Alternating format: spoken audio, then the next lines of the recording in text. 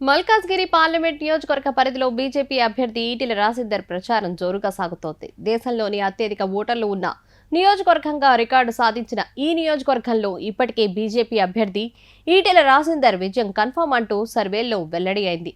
అయినా కూడా ఏ మాత్రం ఛాన్స్ తీసుకోకుండా ఈటెల ప్రచారంలో దూసుకుపోతున్నారు.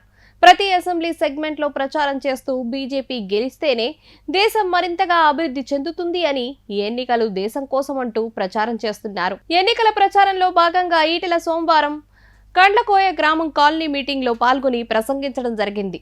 అక్కడ ఈటెల మాట్లాడుతూ పెట్టుబడి ఎరువులపై సబ్సిడీ, యంత్రాలపై సబ్సిడీ, రుణభారానికి క్రెడిట్ కార్డులు, అన్నదాతలకు అడుగడుగున అండా మన మోదీ, 70 ఏండ్లుగా కుంటుపడిన రైల్వే వ్యవస్థ 10 ఏండ్ల మన మోదీ పాలనలో మారిన వ్యవస్థ, బుల్లెట్ రైళ్లు, వందే భారత్ ట్రైన్లతో ప్రగతిదారుల్లో రైల్వే రంగం దూసుకుపోతోంది.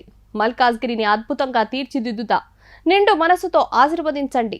బ్యాలెట్లో క్రమ సంఖ్య 2వ నెంబర్లో కమలం పువ్వు గుర్తుకు ఓటు వేసి గెలిపించాలని కోరుతున్నాను. మల్కాజ్గిరి ప్రజలకు ఎక్కడ ఏ సమస్య వచ్చినా పరిష్కరించడానికి నేను ముందుంటా అన్నారు. యాప్రాలో మణి ఎంక్లేవ్ వాసులు నిర్వహించిన బ్రేక్ఫాస్ట్ మీటింగ్ లో ఈటెల పాల్గొన్నారు. ఆ సందర్భంగా ఈటెల మాట్లాడుతూ మోదీ గారి హయాంలో భారతదేశం రూపురేఖలు మారుతుంది.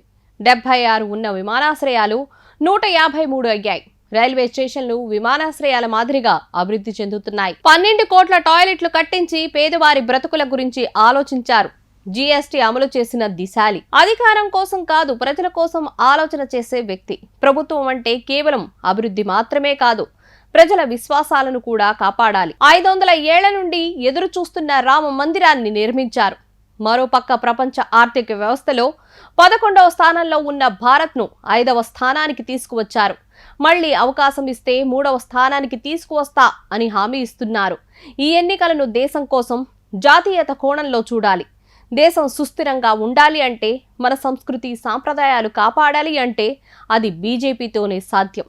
రష్యా ఉక్రెయిన్ యుద్ధం విషయంలో మోదీ గారిని జోక్యం చేసుకోవాలని రష్యా లేఖ రాసింది అంటే అర్థం చేసుకోండి. నేను రాజకీయ నాయకుడిని, సేవ చేయడానికి వచ్చా, రియల్ ఎస్టేట్ వ్యాపారం కోసం కాదు.